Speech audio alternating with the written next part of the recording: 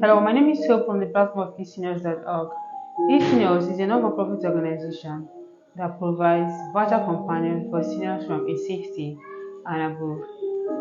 Virtual companion is basically designed to provide support for seniors and also companionship for seniors who feel lonely and isolated from their communities. And this is done remotely through the usage of video chat technology. I want to welcome you all today to today's book reading section. We have been reading a book from Alex Ayeye titled The Unexpected Joy at Dawn. We have done several chapters, so we are going to start off today from where we stop. Thank you and listen as I read.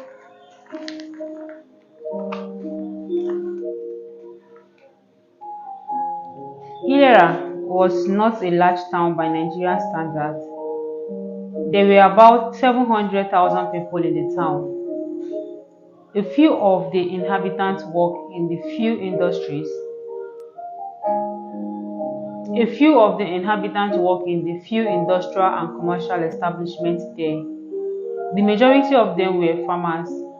Most of the construction projects started in the village had come to a standstill.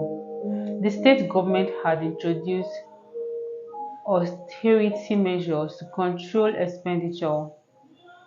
The area most affected by these measures was the educational sector. Many schools had been closed down in consequence. They followed the signboard that pointed to Ojade Estate. After walking about a kilometer or so, they came to a football field where a group of footballers were training. Neil felt a strong urge to urinate. He beckoned on one of the players and whispered something into his ear when the player drew near. "Oh, you won't pass away, you won't pass water, Abby," he said to the hearing of all the rest, who were close attention to the friend and Neil, as by calling the young player from the game. Neil had interrupted the training section, however, briefly. Neil nodded. "It's here now," Neil guide said, pointing to the other side of the street. As Neil moved away, he looked about. There were no gutters along the street. The blocks of flats they had come to were beautiful. The surface of the road was, however, littered and very rough. He walked a few paces and, standing by a clump, unzipped the flap of his trouser and did the urgent business of emptying his bladder. After urinating, he went back to the young player.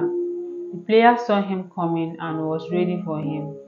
As soon as Nick got near to him, he asked somewhat impatiently, "What now, Abby?" "I thank you, my friend, but where is Omar Street?" he asked. He tried to remember the street on which the caretaker had passed the previous day. "This na Ojade, be Omo Street be the next one now. This na Ojade, Omo Street be the next one now. Next, Omara Street, Abi. Next, Ikeri Pabo." Neil guessed which of the road would be the right one, that is Omaore Street. With great relief and great expectation, the adventurers headed for Omaore Street after thanking the most kind guide. Number 4 Omaore Street, Neil recollected the name of the address at which his relative was said to live. That would be about 30 minutes walk to the hotel. In high spirits, they moved on traffic increased. Horns of impatiently driven vehicles tooted loudly on the road. The vehicles blew dust about. Neil was in daydream. He pictured the magic of woman's company. He missed Martha. He had good reason for wanting to see the women at the Hotel Irohin was a one-story affair. It enjoyed considerable patronage among the various visitors to and workers at Ilere. It had a large terraced lawn, and the stairs leading to it were in two parts. The first part, which rose from the road, was very broad, while the second upper staircase was quite narrow. The front of the hotel was decorated in flowers. As you entered the hotel porch, a line of a very beautiful vase holding equally beautiful collection of flowers met you. In the afternoon, when the rays of the sun were aslant, you saw that the white and yellow flowers looked like a chain of ornament, white and yellow diamonds. People call the panorama of paradise by way of analogy. The front of the hotel was well lit and simply beautiful. The pouch could hold 5 people. There were two of sofas facing each other. Both were empty. Neil walked towards the receptionist, knowing full well that he was unreasonably late for his appointment. Meanwhile, the lady in room 10 felt uneasy and a little disappointed. She was all tensed up. She walked up and down the room expectantly, waiting for her visitor. She had decided after an hour had passed the appointment time that he might not be coming after all. Would her elaborate preparation go to waste? During the 1 odd hour that she had been waiting, she had changed her clothes 5 times. One which occasion, one each occasion she thought the appearance unsuitable for the occasion. At the moment she was in a tight, see-through dress that more than abundantly displayed her topmost vital statistics. She had walked to the bed and sat on it, feeling her skin. She sprayed her body with fresh perfume, looking at her own gorgeous tights that were visible through the dress. 3 was the bus. There was a bus at the foot of her bed. She treasured that bus very much. It contained gifts to her from her father before he died. These were an assortment of clothing and 2 large albums of family pictures. The room was filled with an intoxicating fragrance of perfumery. On the only table by her bed were a tin of Milo, milk, sugar, some provision, and some cosmetic. There hung a lifestyle picture of the lady's father on top of the table. Looking at the picture,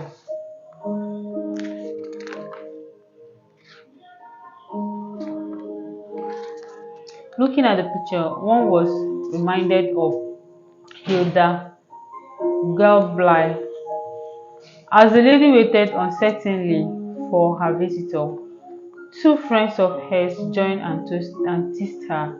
When they had knocked, she had taken them for her visitor and rushed into their arms and opening the door hurriedly for them.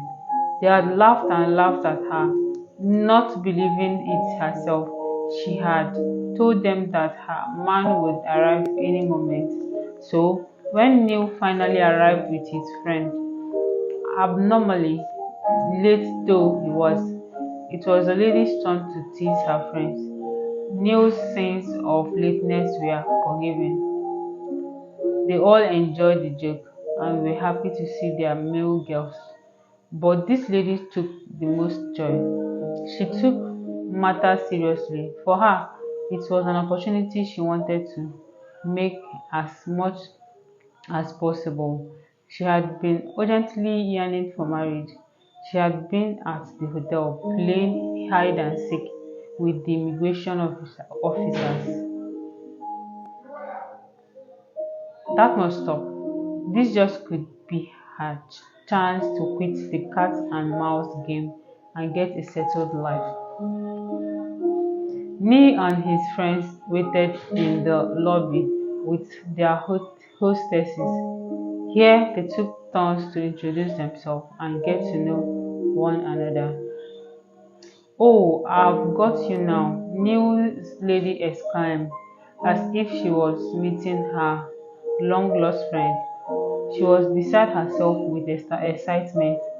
She threw her arm around him, whisked him into her room, and closed the door after them with a bang.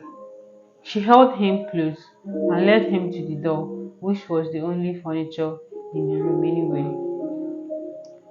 Through the thin and skin tight clothing she had on, Neil felt the warmth of the woman's body. He looked her over. Her eyes were closed. He tried to look around the room but could not. She held on to him so tightly that her weight dragged him backward. Her breath was coming in urgent wheeze. Her hair was folding his chin. This was an exciting moment Neil had not prepared herself for, and so was slow to react.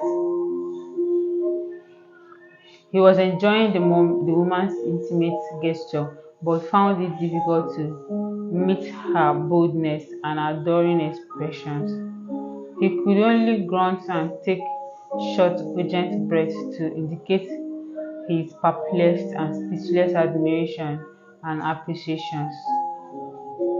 "You are beautiful, most enchanting and radiant," he stammered.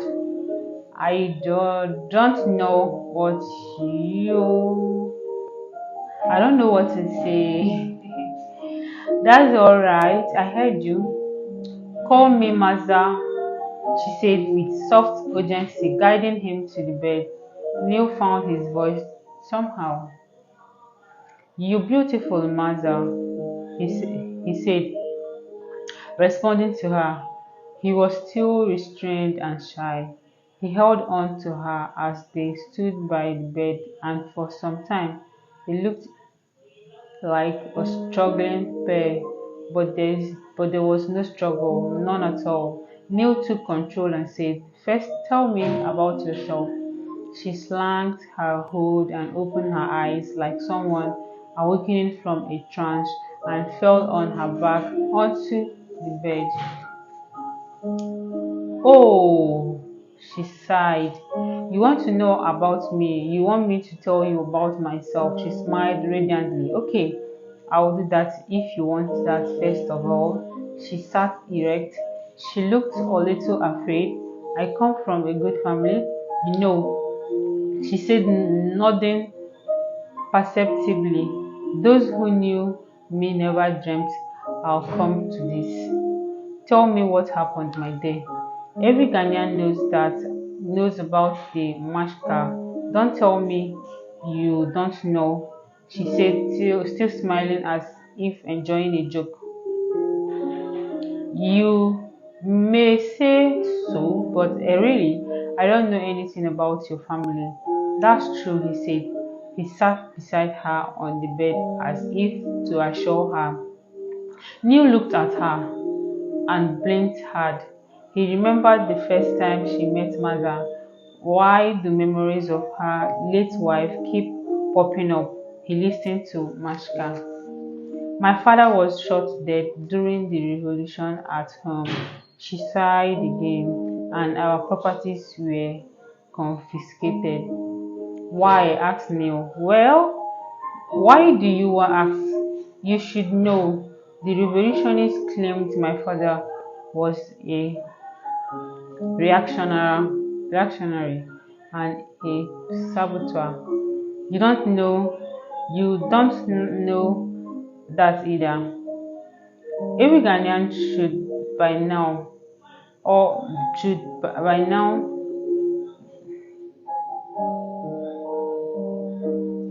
every Ghanaian should by now. All the same, I will do the telling as you asked me to.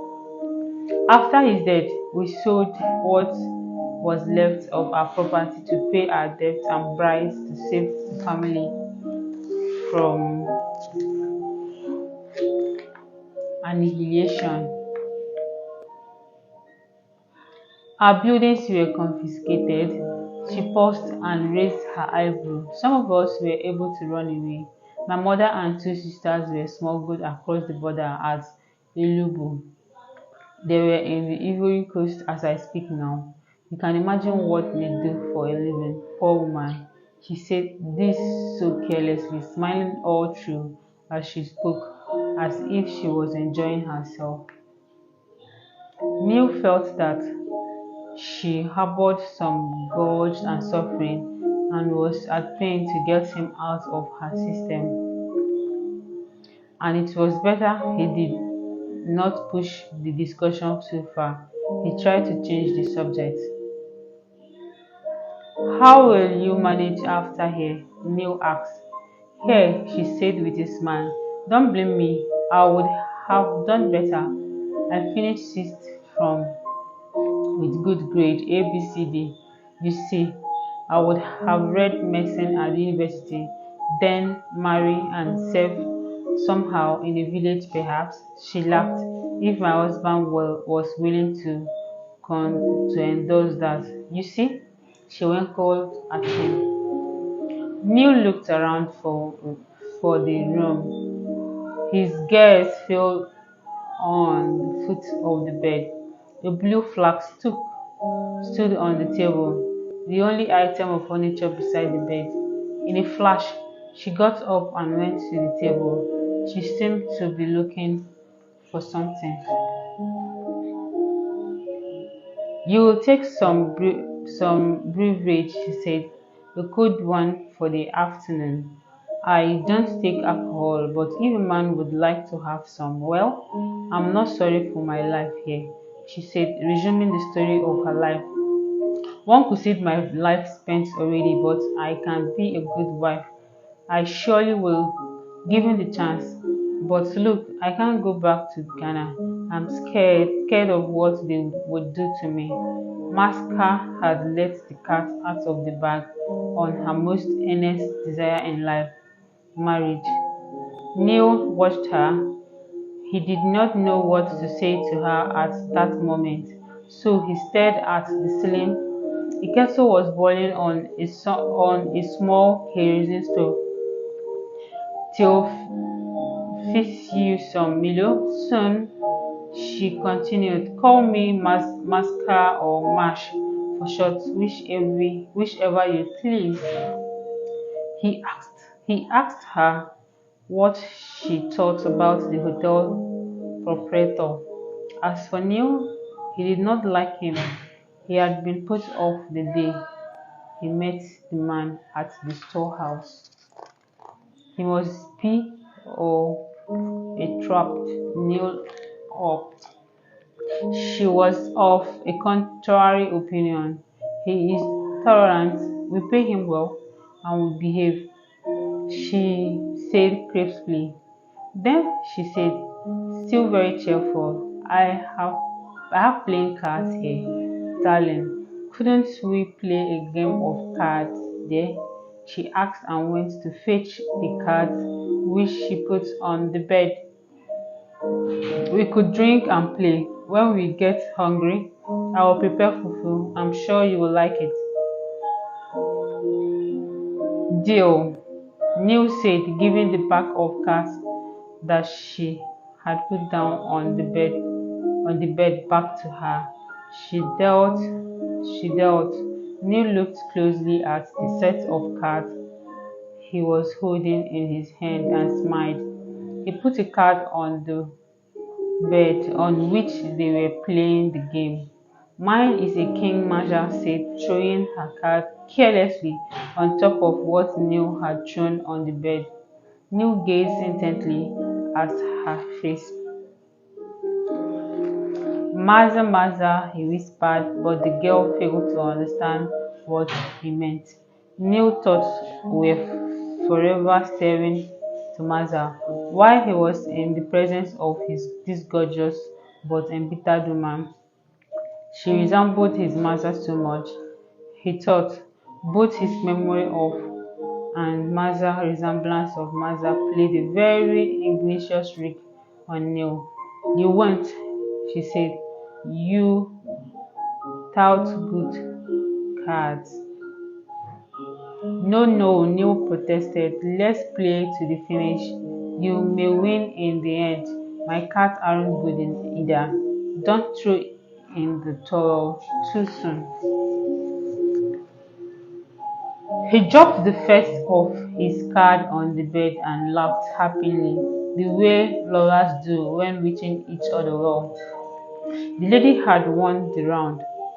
She did not pick up the cards immediately. She giggled rather. Then she froze and her appearance changed suddenly. Neil understood her. Someone was knocking at the door. Never mind, she said. Just sit tight. But Neil stood up, notwithstanding, and Maza followed suit. I like the simplicity here, Maza, Neil said, calling Maska Maza again. He was incredibly messing about. This isn't my style. I like a well-decorated room. And you're quite frank, Maza. This time, this woman did not ignore the messing up of her name with something else. She cocked her eyes at him and cocked her hand over the mouth. Oh, it's Mashka, she said, or Mash. Yes, yes, Mash. Mash. He called the name correctly this time. I've always been frank. I want you to take me just as I am. She grabbed him by the waist and pushed him gently until they both fell on the bed. The bed was neat. The white bedspread did not have a speck of dirt on it. Neil looked so appreciatively. What a woman! She was decent and mannerly enough. Everyone coming here would wish to stay forever, he said. Would you refuse a request from the proprietor? He asked out of curiosity. Why not? He doesn't owe me, but I let go when I did him a favor once or twice. Thereafter, he asked for more. He begged and begged until fed up and completely harassed. I allowed him one more opportunity. It's all in return for protection here. Somebody would bundle me out of here and kill me just as they did to Dad and one of my brothers over there in Ghana. I have no one to protect me here. Neil understood her urgent need, or did he? He pulled away from her. Have you heard from your brothers and sisters? Well, I can't tell about the boys. I presume they are all stopped schooling. Daddy cared for us well. We were all in good schools. We were waiting for the day the government will be changed. And don't say that, Maza. Every time a government is in power, there is another group hoping to get it down by fair or foul means. But you see, Mash, do you know my wish? She shook her head. He became serious. I'm looking forward to the day when an African government will leave office because it has lost an election and a new one take over because the people say so. Oh, you're commenting on what I said, aren't you? I'm not preaching subversion. It's only that I feel worried when I think about my mother. She is getting old, though I think she is still beautiful. She smiled radiantly. I visited her once in Abidjan, and I was shocked at the number of men that went into her. She has taken to smoking too, which is bad for her health. I said to myself, what future match, what future, what a way to live with no hope of being loved. He glanced at the door. He was getting jittered for no reason he could tell. His mind was far away. He was on ease in the mental journey. What are you looking at, my dear? She asked. Me, don't mind me, Maza. I fumbled in the name again. Masha laughed loudly and appeared not to notice the renaming of her. If I could find the means to liberate and resettle my family, I would do so, she said. You know the government back home isn't legitimate, it's not. But look at me, I can even defend myself. There she goes again, Neil asked, speaking to himself. What is a situation to what a situation to be in? He was silent for a while. This woman had all the sympathy that you could feel for anyone in a bad situation. Back home, those in government and indeed most people hunting for alleged saboteur, she said, and come to think of it, they are all real saboteurs, conspirators against the nation growth. They are anti-people and anti-state. They just want the That's just what they are. Neil shook his head. He was in deep contemplation of the affairs. The lady kept quiet. Martha, he called Masha's name again. She did not want to be called Martha. Mashed or Masha. Why can't you call me Mas or Maja? She protested, justified. Oh, didn't I call you by that? Mash. That's what it is going to be. Mash or nothing else. Mash. I only want to sit and look at you, and for putting me to ease, I'll call you Maza. There there you go again, Maza. I say it's mash. Ah, mash. Mash. Neil sat up and ate the biscuit avidly. The knocking behind the door came again, loud and persistent. Neil got up. Who is that, Mash? She asked towards the door. You will put the door down, she said. Neil joined her. What about visiting me at Milike? The place is he said, I will come tomorrow if it will suit you. When Neil opened the door, the old fat proprietor of Hotel Elohe stood there. Neil cast an unfriendly look at him and walked past him. He joined his friend. Together, they walked into the silent darkness outside towards Maliki. That evening, they ended their query. The caretaker changed them with attempting to abscond contrary to their pledge to abide to his instruction. He warned them what it was to be their last. Never leave the house until you are asked to do so by me or by my brother. That was it. And he added that that day was his birthday, and that is was usual of him to compassionate at such time. Any subsequent disregard for the order would not be tolerated, he told them. He had them stand before him attentively with their hands by their sides and asked them to plead individually for forgiveness.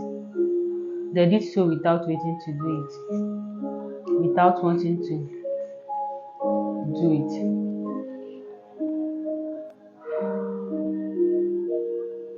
The sun's rays screamed gently through the window and splashed on her face. She blinked. And when she opened her eyes again, the rays blinded her temporarily, and she blinked and blinked. Carefully, she lifted herself from the bed. The face behind the door became clearer. The figure crossed to her bed.